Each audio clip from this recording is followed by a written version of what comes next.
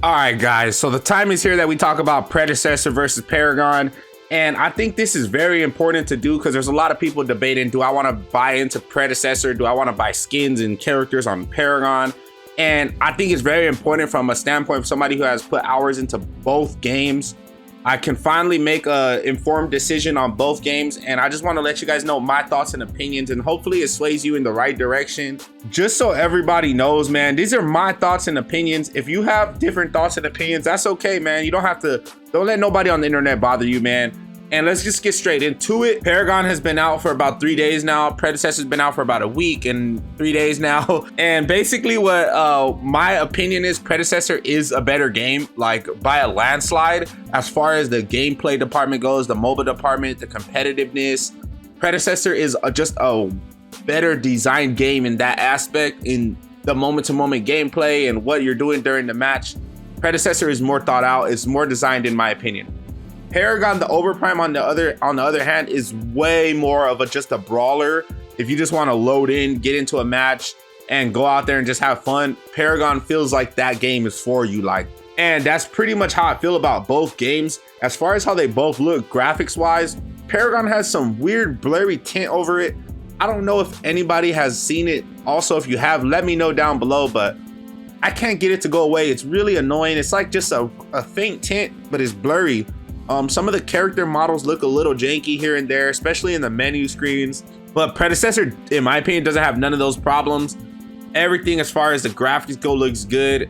I just prefer Predecessor in that aspect. Because as far as monetization goes, this is what officially had me just like, nah, Paragon, like I'm out of here. Because basically you have to pay $10 for one fucking character. Half of the characters are like locked, bro. Like, I just think it's really stupid. The characters are overpriced. The skins are extremely expensive. It just feels really greedy. And I don't know, I just don't really like it. A lot of the characters you have to buy in Paragon are already free in Predecessor. I don't understand why that was a good idea. I don't like it. I feel like they're trying to take advantage of me.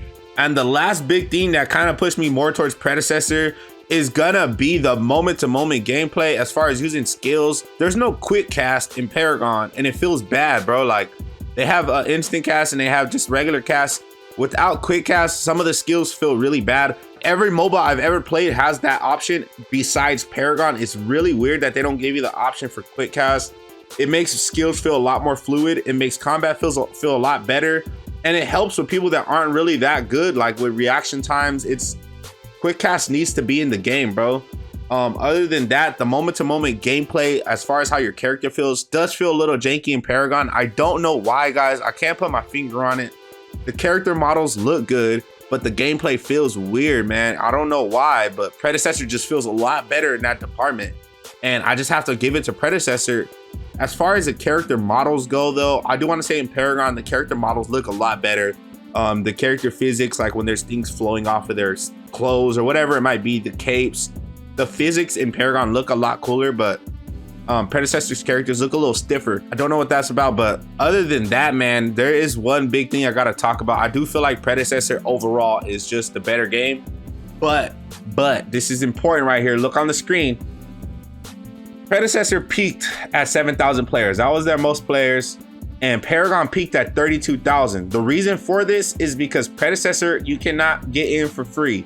I don't know why, like, I just feel like that was a bad decision, but Paragon, you can play for free, so everybody obviously is gonna download it and play it, and that's what's going on here. So if you look at these numbers, Paragon has about 3 times more players than Predecessor straight across the board. Like, even now, they still have about 3 times more players, but this number will probably drop to about probably like 11 or 10,000, somewhere around there, maybe even less, the more that people play the game. But yeah, this is pretty bad over here for Predecessor, because if you're just trying to support the game until launch isn't for a long time, guys. It's like months and months away. So this is pretty bad. They're not going to get a large influx of players, especially since the 50% goes away next week. No one's going to buy the game for 50% more. This is not going up too much more, guys. Like, this is pretty bad right here. These are bad numbers. I just want to go over that in case you're like really thinking about it. This might even drop down more as like people take longer to find matches and whatnot. You have to really be wary of these things. Like, be careful, because if you buy into this game and it officially completely dies, once it gets down to like 1,000 players, it's dead. it's dead. I don't know how it's gonna revive, but be careful for that. But right here, Paragon, the Overprime, 13,000 players playing.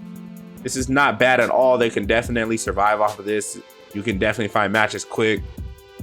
Paragon is stomping on them in this aspect badly. So yeah, I'm gonna keep an eye on both games. If Paragon improves a little more, I'll keep playing Paragon. I'll keep giving it a chance, but I feel like it does need a lot of improvements as far as like their monetization, as far as characters, and just a couple of the graphics seems a little weird over there. But other than that, I think Predecessor wins in that department, and I'm gonna keep an eye on Paragon. Y'all let me know what you feel about both games, and y'all have a wonderful day. Peace out.